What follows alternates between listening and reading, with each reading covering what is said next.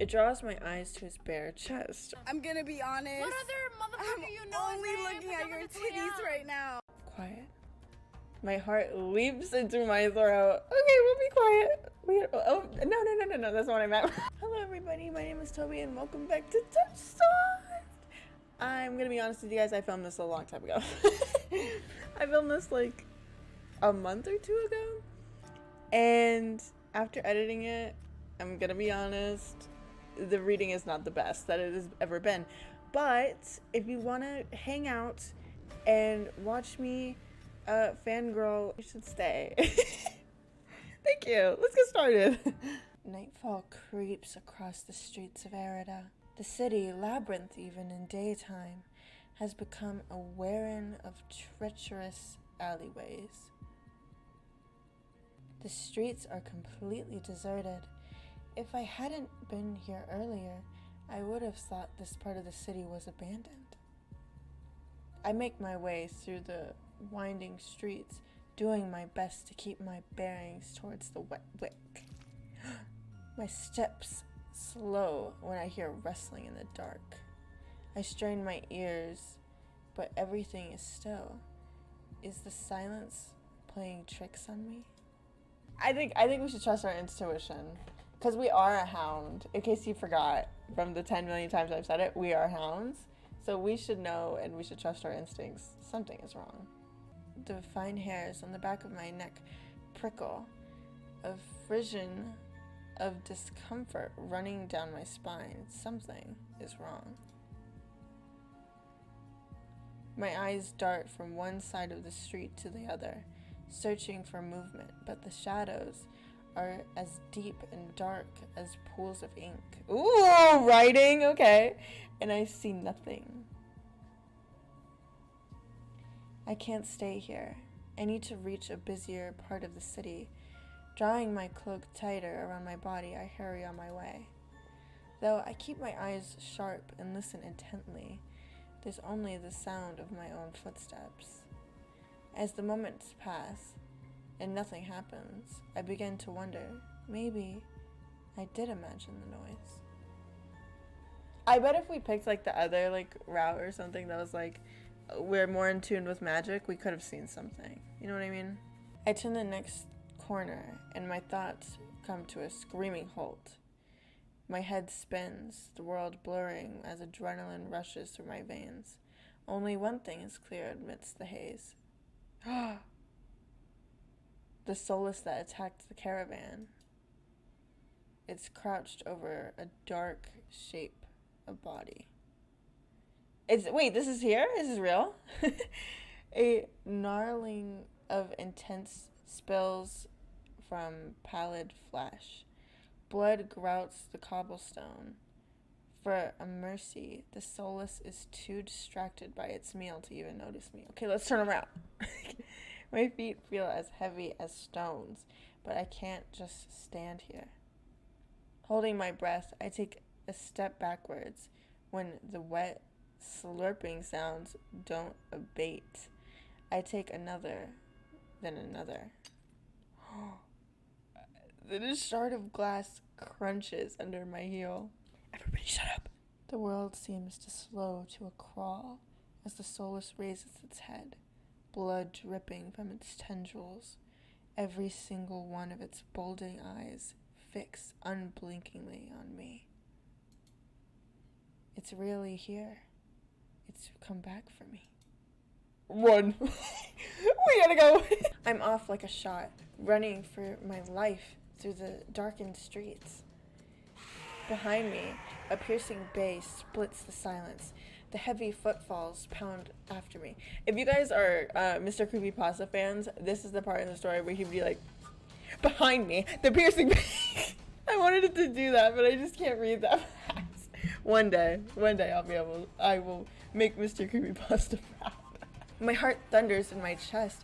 I take turns at random trying to loose it in the maze of the streets, but I can't seem to shake it. I can hear its breathing now, a wet, fluttering rasp, growing closer and closer. The same claws that severed my arms swipe out. I duck, saved by a pure reflex. and skid around the corner. I take these running strides before the bottom drops out of my stomach. A wall twice as high as the bars my way, a dead end. Okay, we're done. When I turn around, the Solus looms in the entry to the alleyway. It's no longer running. It doesn't have to. As it prowls closer, my thoughts race.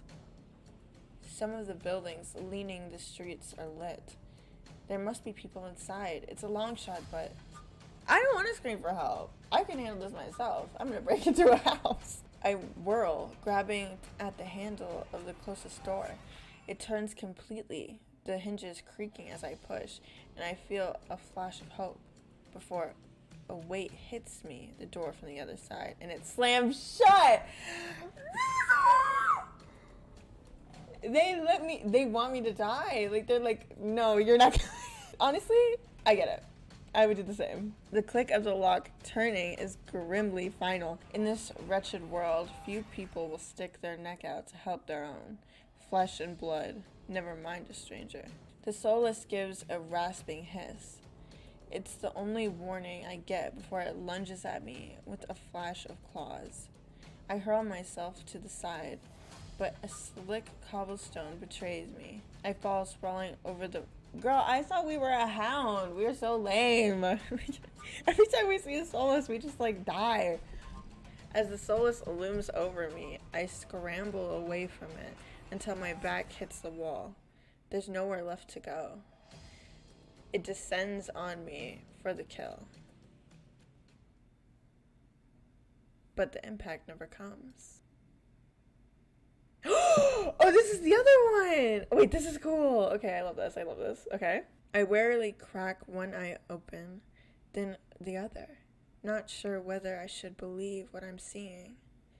A hooded figure crouches in front of me, one blood-stained hand outreached. Wait, I love it. Moonlight silvers the edge of their stiletto knife, their face and hands splashed with blood, and the Solus. My eyes dart past the unexpected rescuer to the misshapen form behind them. The Solus, many eyes, once restless and vibrant, now look dull and waxy. A red pool spreads slowly from under its body. Wait, they have red eyes too. Numb with shock, I can't help but stare. It's dead. After all of the people it's killed, after nearly killing me twice, I can hardly believe it. Well, I gingerly take the offered hand. The stranger's gaze dips to my bandages. Pale lips part. On the brink of a question, then close again. With a strength bellying their slight frame, they pull me up to my feet. Thank you! As soon as I'm on my own 2 feet again, they pull away from me and start wiping the blood from their face and hands. Stay there. Wait, they are so cute. Okay. They turn away from me stiffly, leaning over the Solus's gangly body. With their back towards me, I realize I saw their hooded silhouette at the cenobium.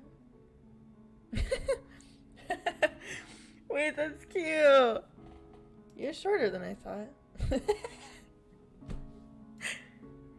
They give me a startled look before their eyes narrow. It seems I've touched a nerve. Oh, I'm sorry. I thought it would be funny. I'm sorry. I'm surprised you think at all. Okay. You got me there. Maybe I just relaxed. Before I can formulate a response, they continue. What are you thinking, traveling alone at night? This is far from the worst thing haunting Lowtown. I can't make heads or tails of them.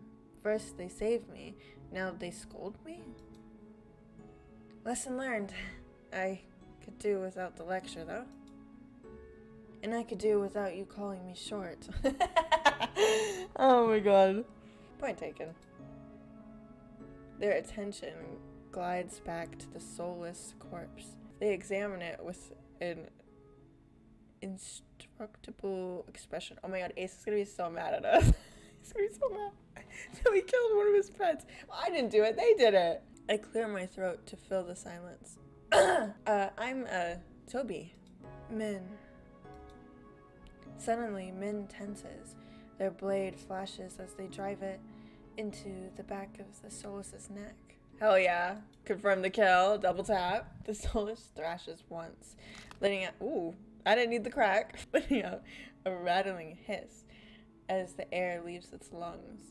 Min leans on the blade, driving it deeper and deeper until there's a sickening crunch and that creature goes limp. My heart thuds in my chest. It must have been clinging to life by a thread. Min straightens up, withdrawing their blade in a single, smooth motion. Better to put wretched things like this out of their misery. They calmly clean the blood from their knife. That swift, unhesitating, lethal strike wasn't the work of an amateur. But they don't act like any of the cold-blooded killers in the past I've seen. Why is the Solus inside the city? Min looks at me, eyes searching before a realization dawns. You're new here. There's no walls around the city. Solus can come and go as they please, until someone is contracted to kill them. The Cenobium's patrol don't bother to protect Lowtown anymore. Let me guess, you're not a fan of the Cenobium? I wouldn't go that far. Their brow abruptly furrows, and they cease their knife, motioning for me to follow them. It's not safe here. The vultures can smell death. I'm not quite sure what that means, but I don't want to stay lost in the city. I trail behind them as they stride down the street. If it's so dangerous, then why are you helping me? I came for the bounty on that Solus.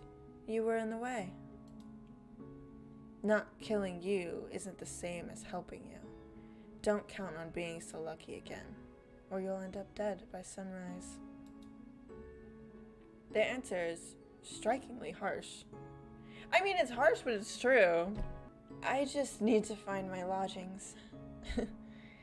I hold my hand up, trying to forestall any of the snippy comments. Alright, I get it. I'd love to get out of your way, but I'm sort of lost. I just need directions back to my lodgings. What makes you think I'll help you? Nothing, but there's no harm in asking. That's fun. That's true. That seems to catch them off guard. Their brow knits, and they look away, scowling. How troublesome. Toby? I missed you. I turned, surprised by the voice.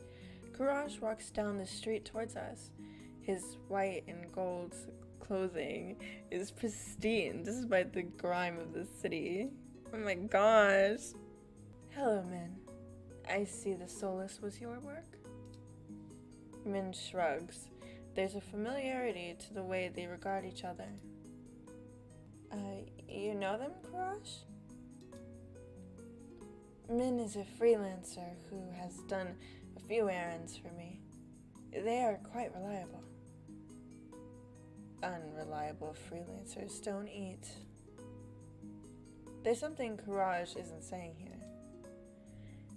Toby needs to get back to wherever she's staying before she wanders into the jaws of another Solus. It is late.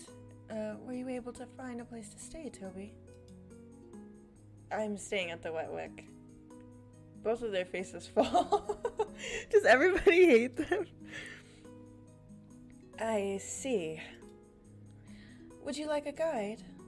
It might be preferable to wandering about alleyways. That would be nice. Come, this way.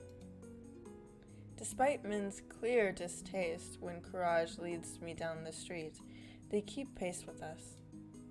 Catching my curious glance, Min's eyes narrow. It's not safe this late. I don't care about you, but Courage is the only doctor worth a damn in this place. Are you like this with everyone? The deadpan look Min gives me is enough to answer. I catch Courage, hiding a slight smile. I know Courage loves it. He loves the drama. I suppress a sigh and resign myself to having a grumpy shadow all the way back to the wet wick. The route Courage takes is completely different from my slow meandering earlier in the morning. In no time at all, he cuts through darkened streets and twisting alleyways. Here we are. He moves towards the door, and Min lets out an audible huff. Don't tell me you're going in. I have some quick business with Leander. Ugh, fine. He still owes me for yesterday's work. They drag their feet reluctantly, trailing me into the tavern. Leander! Where is he? Where's my husband? I think he's my number one right now. As soon as the doors open, a wave of sticky heat rolls over me. In the hours since I left, the wick has grown suffocatingly crowded.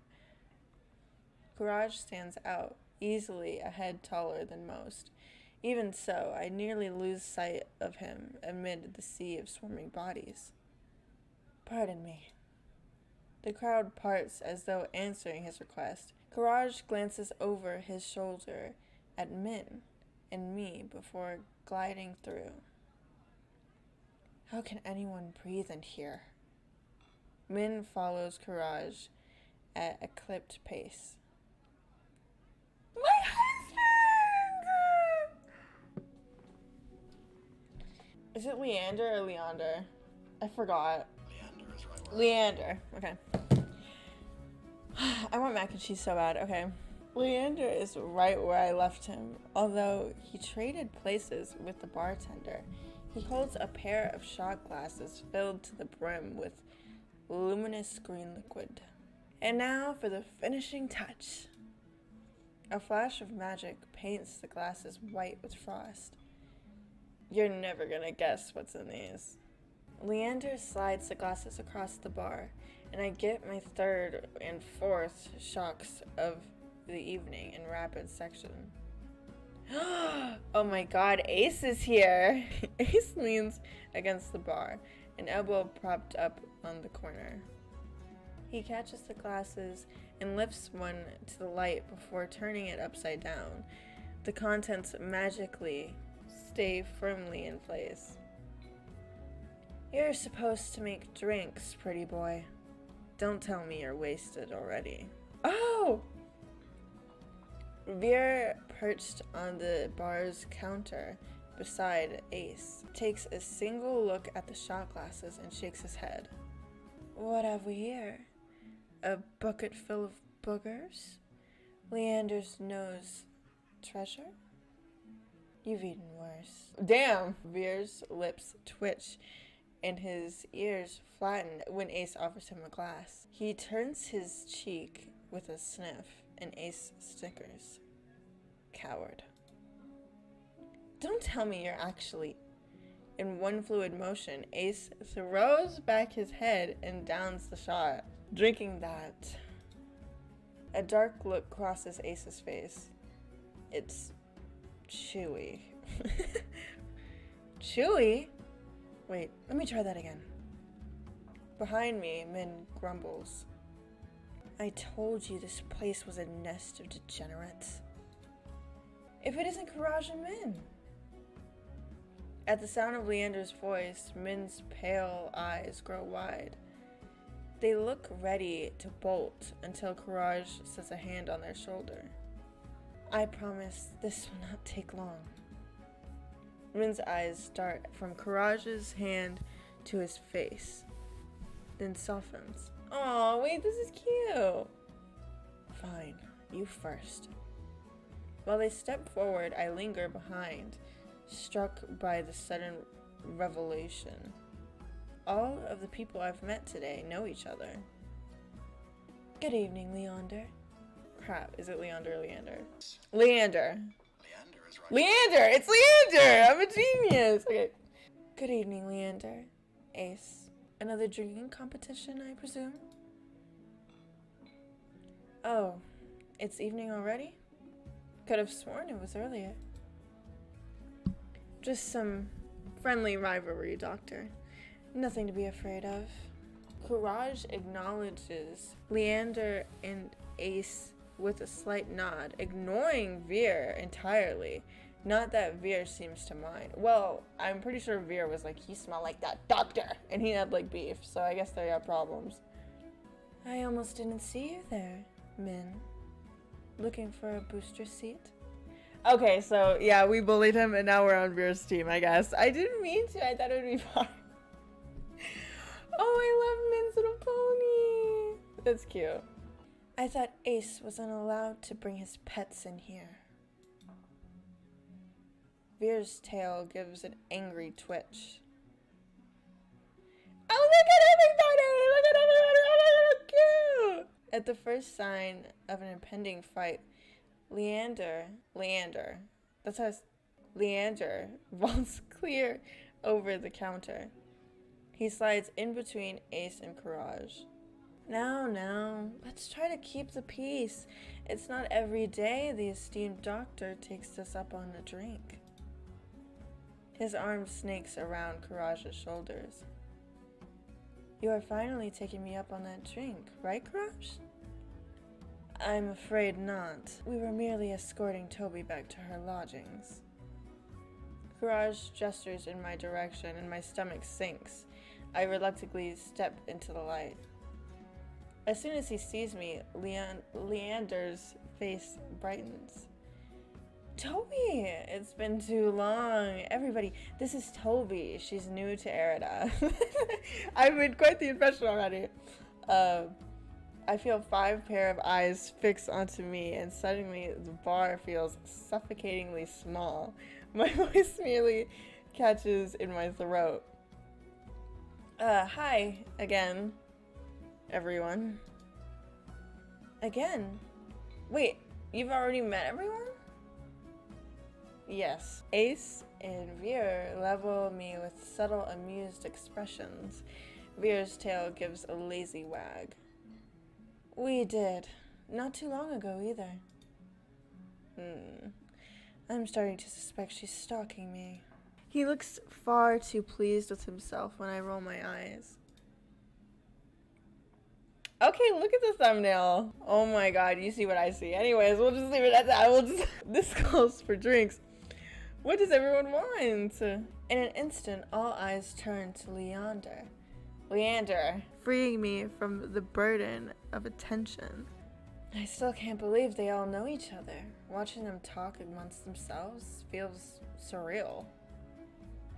But for the first time since I undertook the journey to Erida, I feel a faint glimmer of hope. I think, no. I know I was meant to meet them.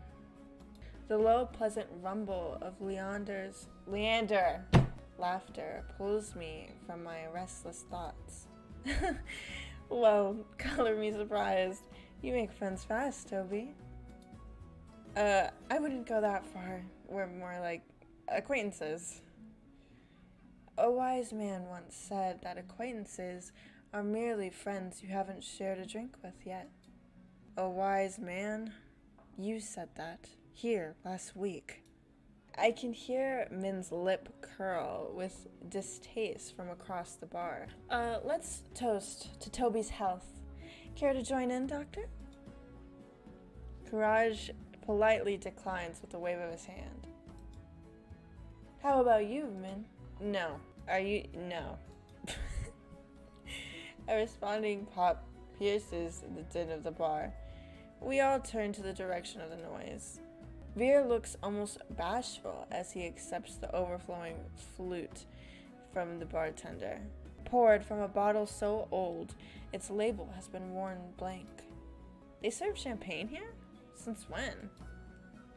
Veer pauses in the middle of licking champagne foam from his fingers with a coy smile. You don't mind, do you? In a transformation as impressive as his magic trick, the concern on Leander's face vanishes. He laughs softly. No, be my guest. I know you've got expensive taste. Then he shoots the bartender a frantic look, unbothered or uninterested in his company. Ace cants his head to me, a light smile on his lips. How about you, Sparrow? I did say I'd buy you a drink earlier. No, my treat. Ace regards Leander over the lips of his glass.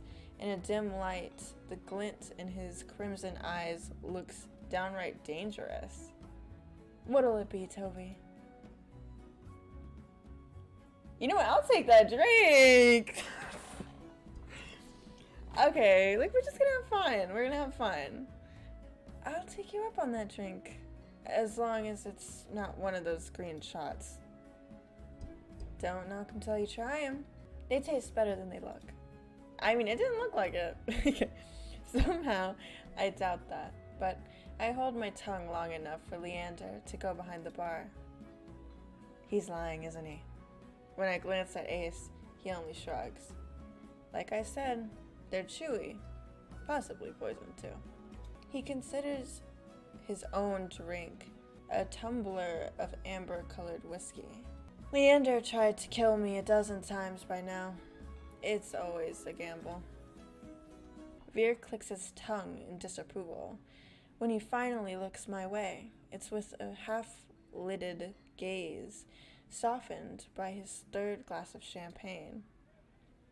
Were I you, I wouldn't let Leander put anything in my mouth. I'll think about that. He fans his fingers over his chest, voice dripping with fake reverend. I don't know. The Wet Wick is one of the finest drinking establishments in all of Arida. While you're here, you may as well partake in the signature watered-down drinks and the stale nut leather. He sweeps his hand towards the chipped ceramic bowl filled with spindly speckled jerky that I can only assume is nut leather. What is with the food in this city? Didn't he say this place was a dump? Like, why is he here?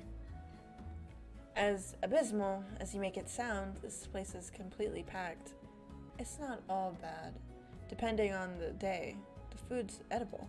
Ace takes a measured sip of his drink. Gotta stick around for the real attractions, though. Before I can ask what he means, Leander returns with a tumbler that he sets in front of me. Uneven chunks of ice bob in the pool of reddish purple alcohol. Okay, we're gonna get crazy! I eye the drink suspiciously. It better not be another disgusting concoction of Leander's. Triple dot? Relax, it's just a local specialty, plum gin. Although, if you're feeling more adventurous... I shake my head. Leander raps his knuckles against the bar until the group falls silent. Alright, everyone, let's toast. May Toby's stay in Arida be full of bright adventures and discoveries. Cheers. Cheers. Okay, let me take a sip. I have water. Let's take an ASMR break.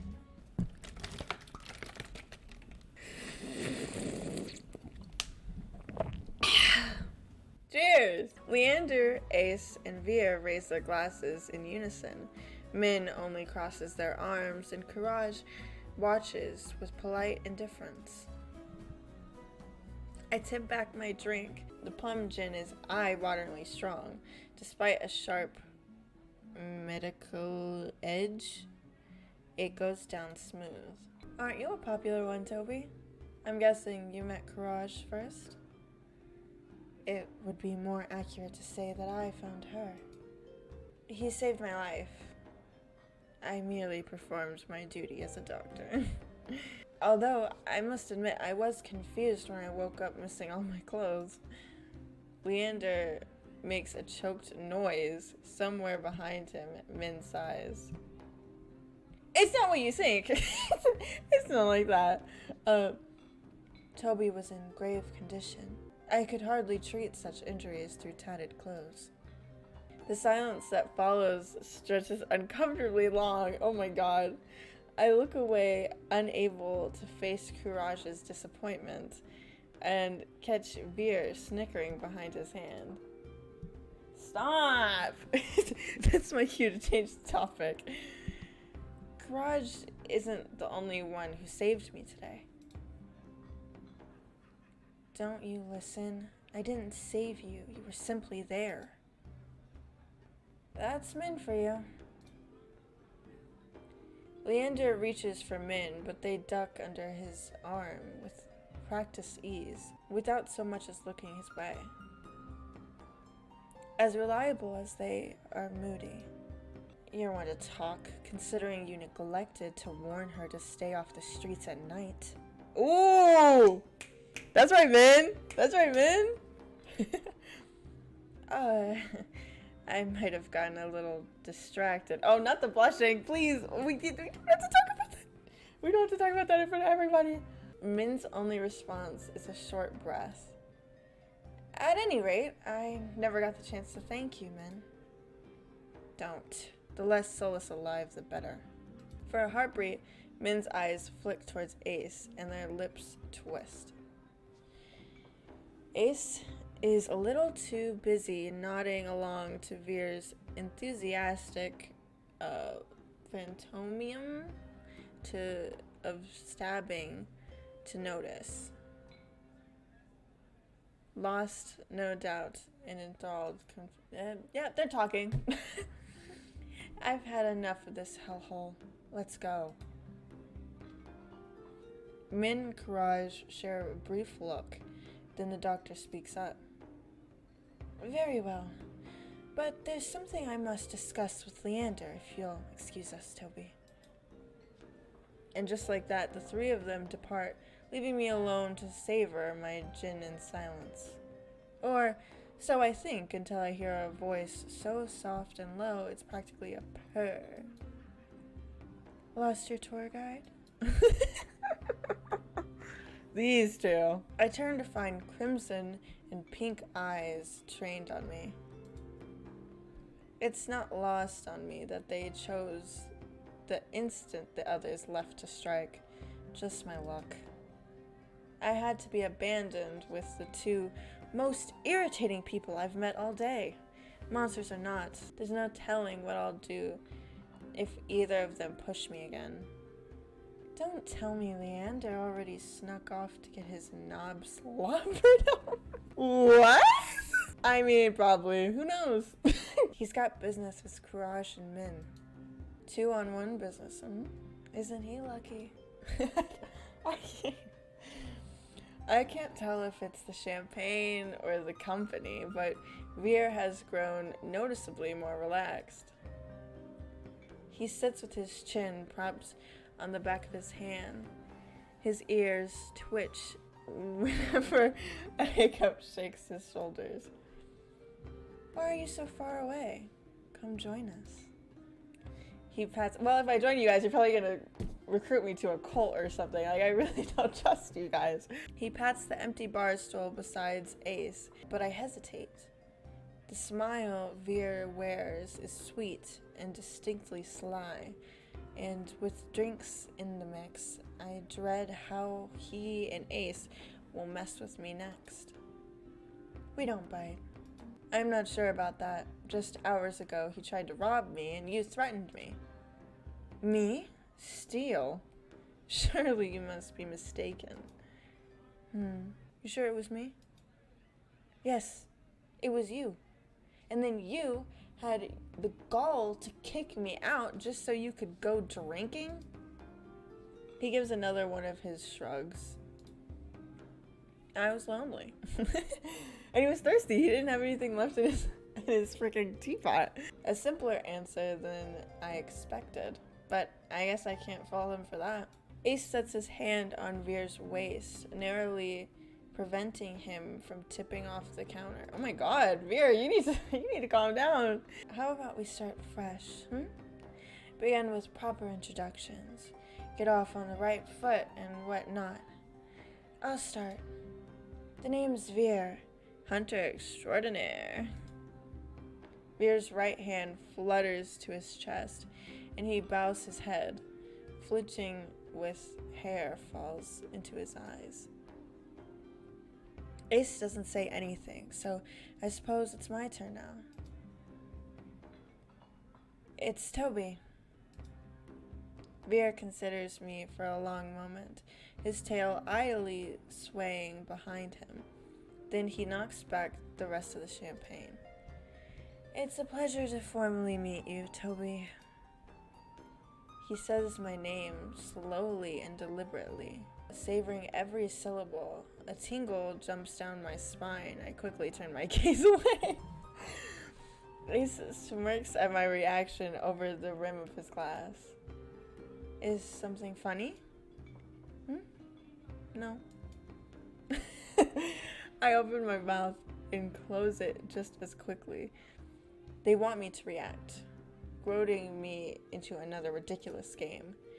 While their sharp cat-like eyes keep me on the edge, something about this tension is fun. The horde jumped out, and then it jumped back in. A flash of white over Ace's shoulder catches my eye. Across the bar, Courage heads for the door. I don't see Leander or Min, but it feels wrong to let him leave without saying goodbye. I'll be back.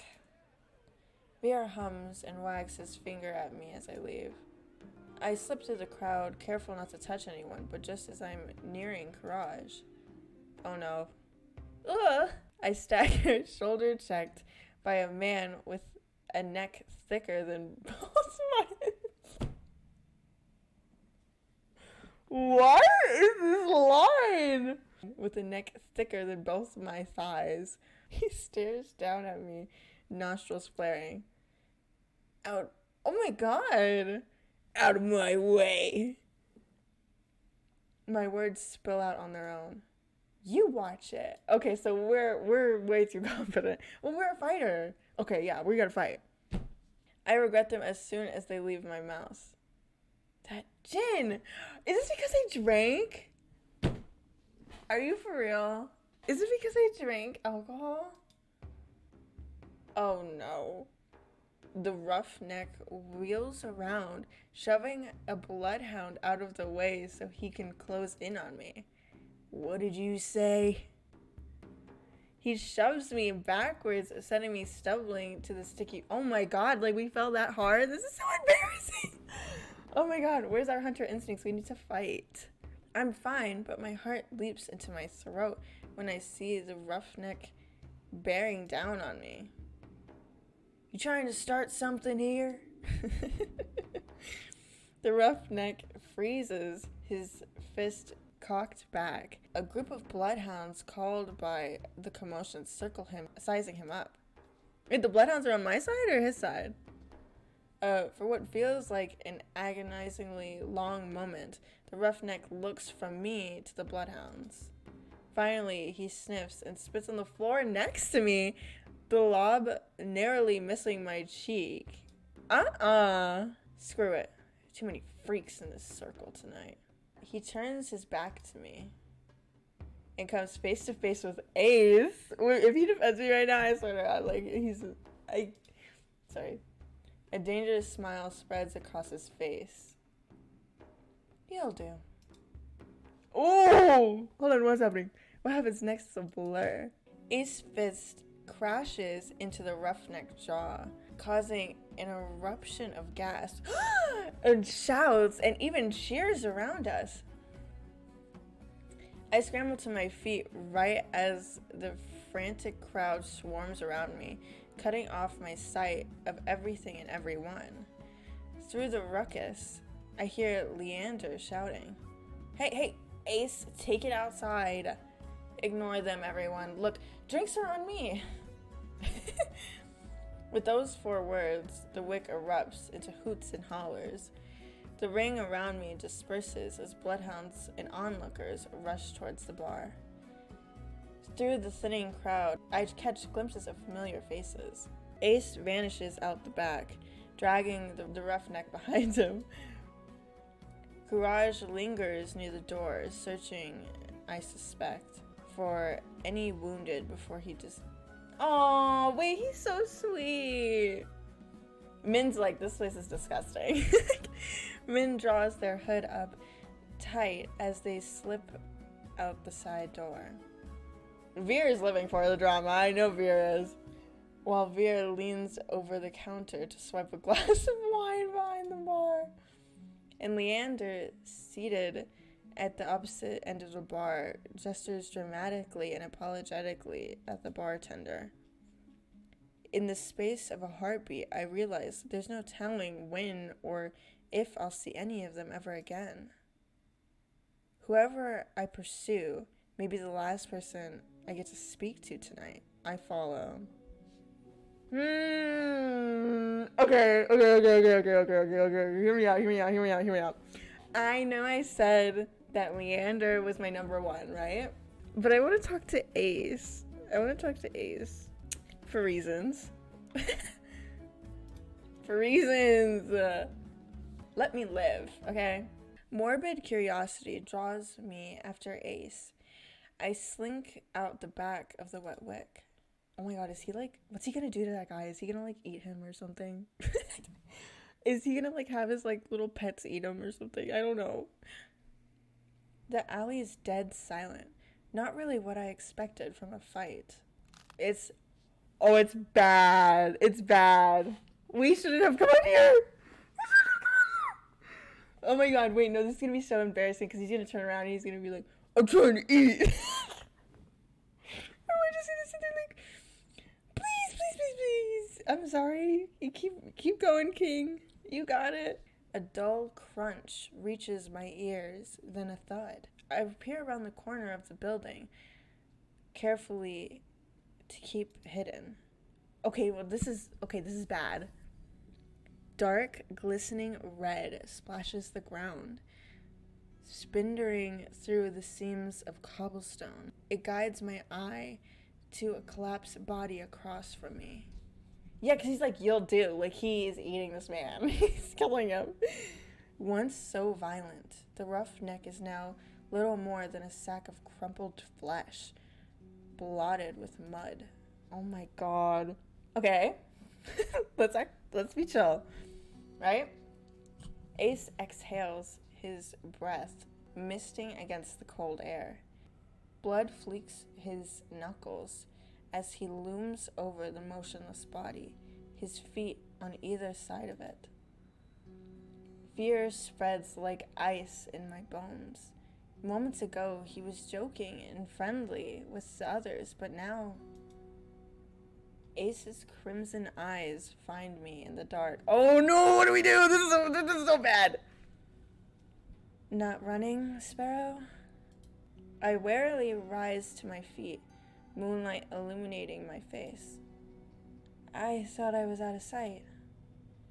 Got eyes in the back of my head. Ace steps off the rough neck. My eyes stay locked on the body. It's wet, with layers of blood and grime completely still. He's alive. Are you sure? Calling me a killer or a liar? Well, I guess that would be both. Liar. Which I guess is both. That's me! In that case, he's dead.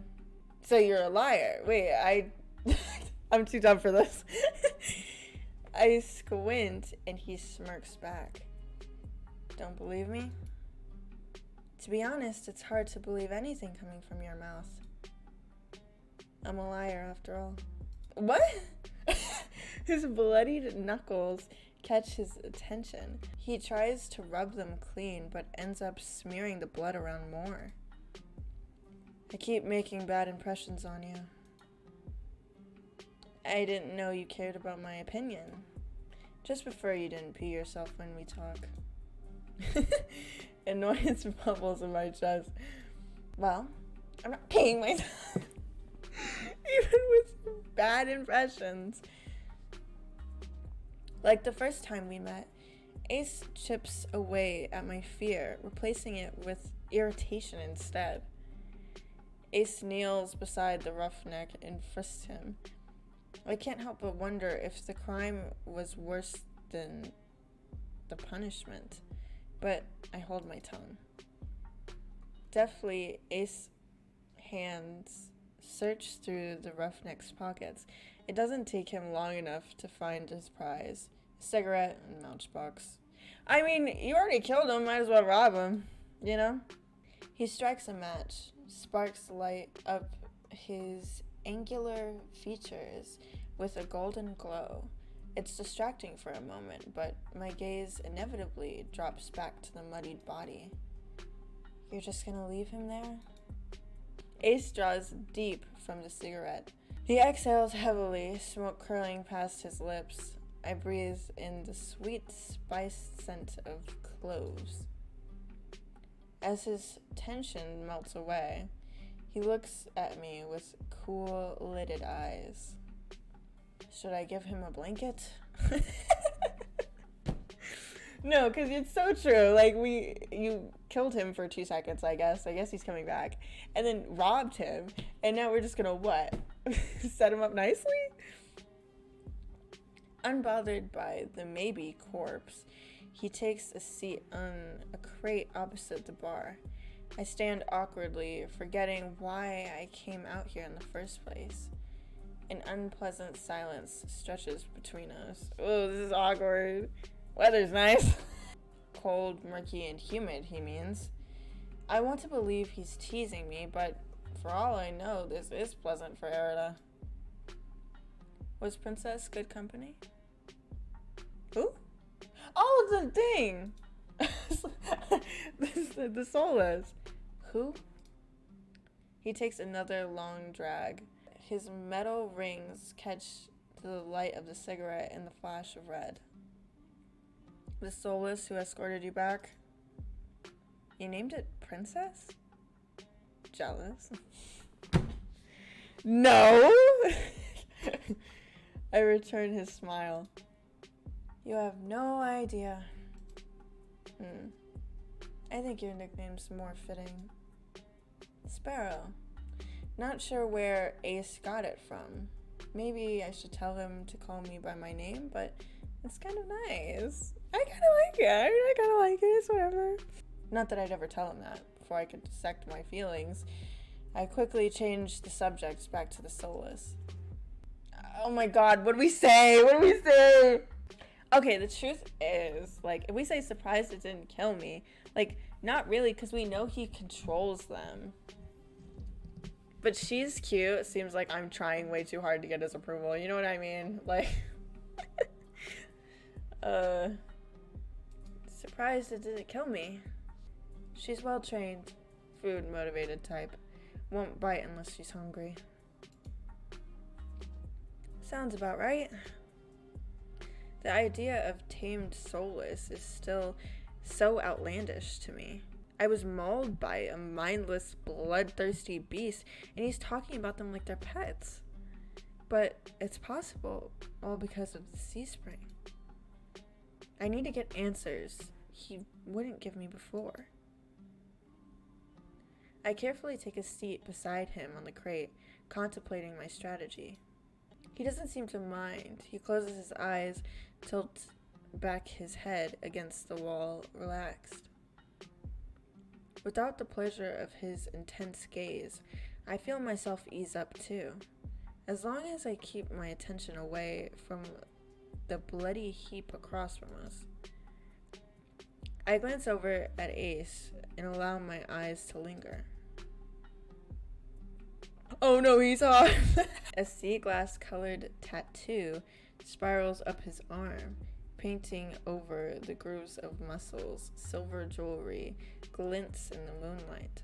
It draws my eyes to his bare chest. I'm gonna be honest. What other motherfucker I'm you know? only looking at your titties right now. His ears, his horns, his pupils, everything about him is sharp, even the fangs that only show when he grins. Not many scars, though. Strange. Save for the one cut through his brow, Ace is unmarked for how seasoned he acts. What's your verdict? I whip my head in the opposite direction. Verdict? Got a long, good look. Are you impressed, or do I need work? Oh, this is embarrassing! My face goes hot. I've seen worse. You're annoying. I kind of want to say both. I want to say both so bad. You're annoying. He responds with a low chuckle, draped in smoke. Didn't stop you from staring. My embarrassment spikes without thinking. I blurt out a change of topic. I have questions about the sea spring.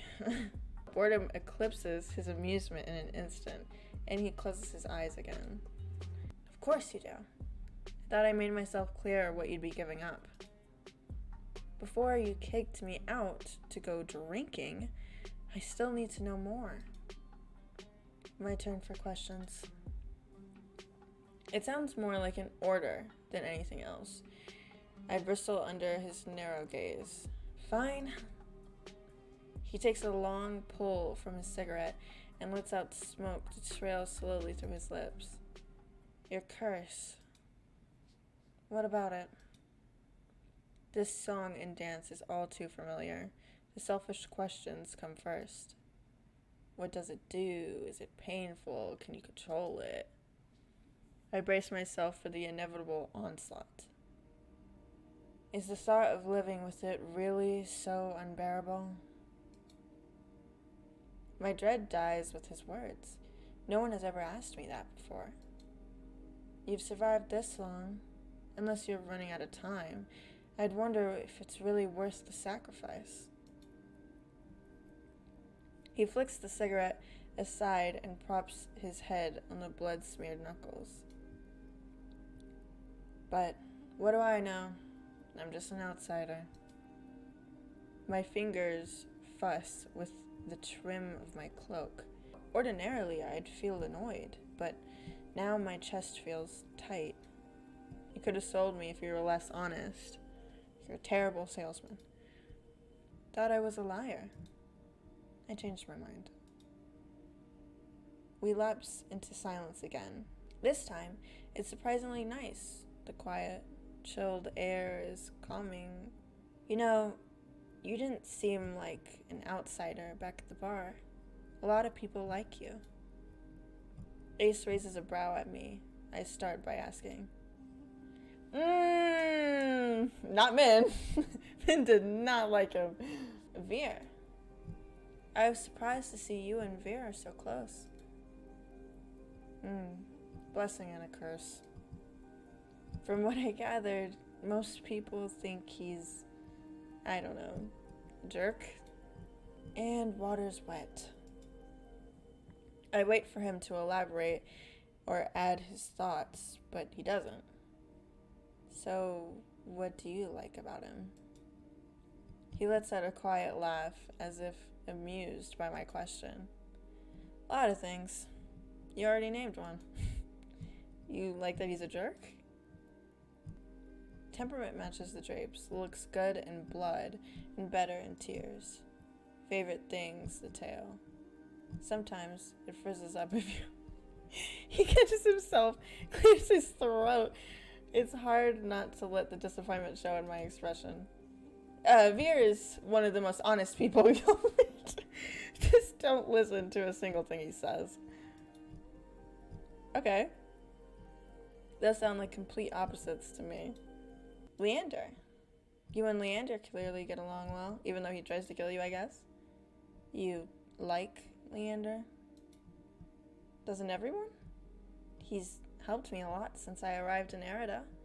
He even got me a free room at the Wet Wick.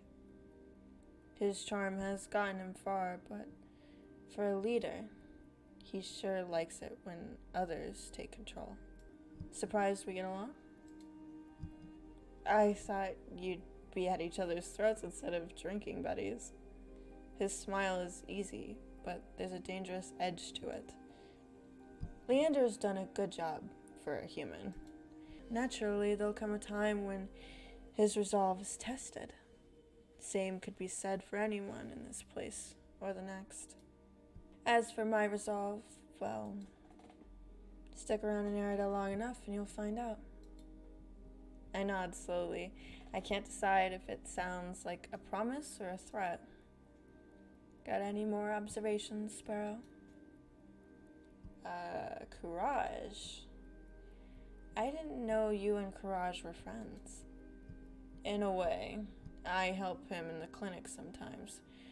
Doctor doesn't let most people closer than arm's length. And you do? Heart's on my sleeve. Get the sense Courage was like that in the past. Must have been burned. He trails off after the last few words, then shrugs. He opens up in his own ways, if he's relaxed enough.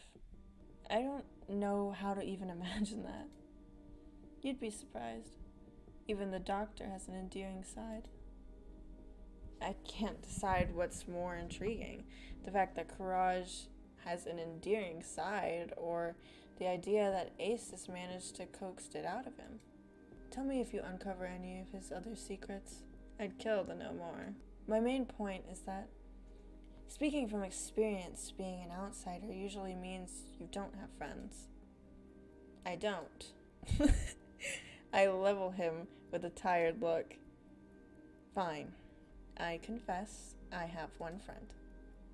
Don't say yourself.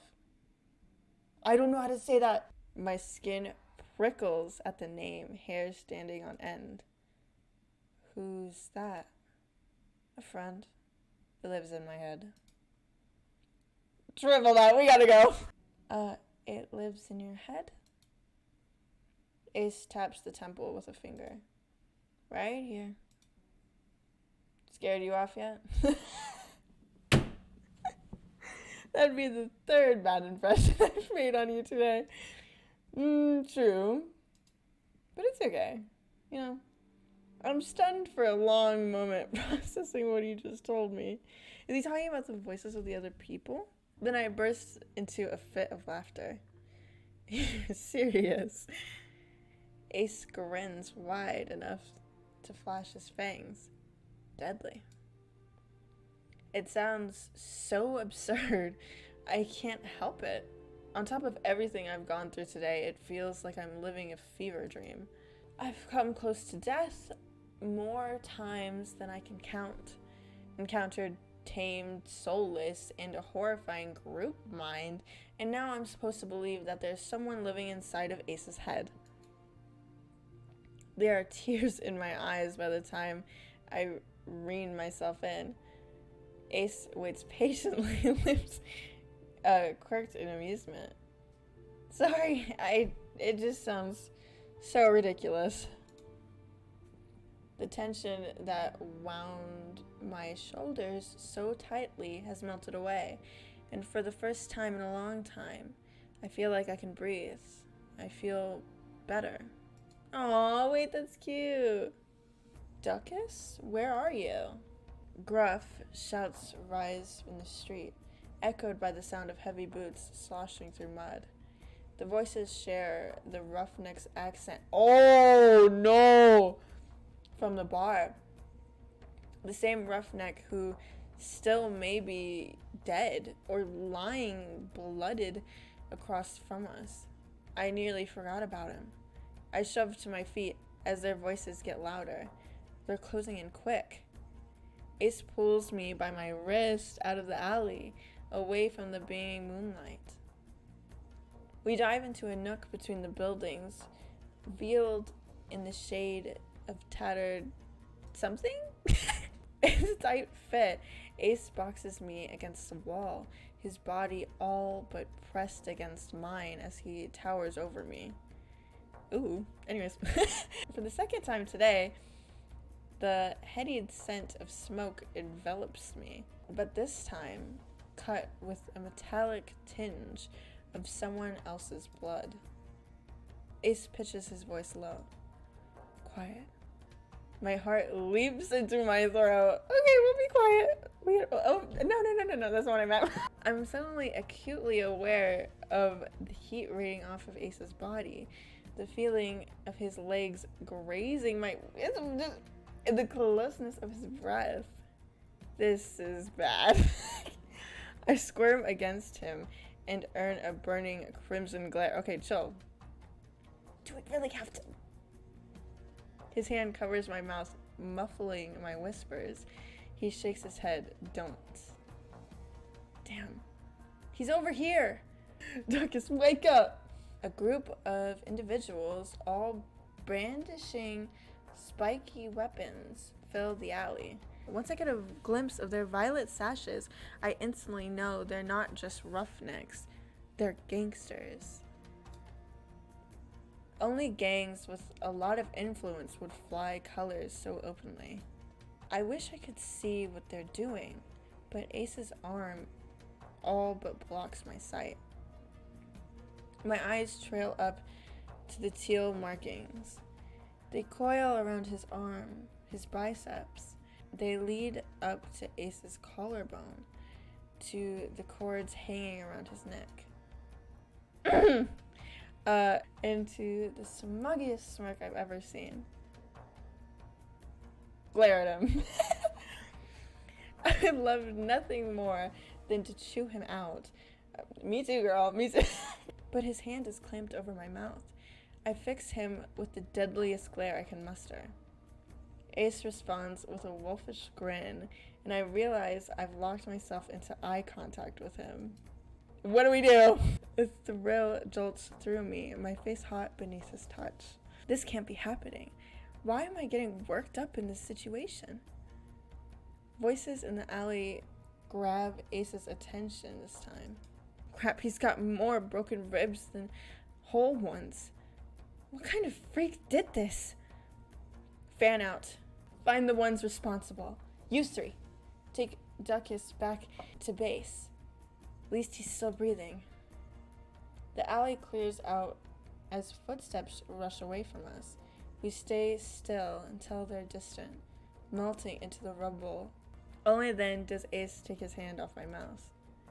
When he finally steps back into the moonlight, the night air is ice on my skin. I feel dazed, and the need to keep my eyes off Ace at all costs. Was that really necessary? The tremble in my voice is nothing but embarrassing. It really is. Staying hidden was the best option. Would be a hassle to run into them with you here. What, because I'm dead weight? Because 3 bad impressions is enough for one day. The answer is too vague for my liking, but he's probably right. Either way, I don't have enough energy to argue. Come on, Sparrow. Let's get you home before you're framed for murder. Very funny. We reached the front of the wet rick too quickly. I hate to admit it, but I don't want to separate from Ace yet. Me too! And not just because he never answered my questions. He's infuriating. As easily as he makes me feel on edge, he can make me feel safe, secure somehow. You know where to find me. At the creepiest place in the world. Take your time before you decide to drink. I happen to like your terrible attitude.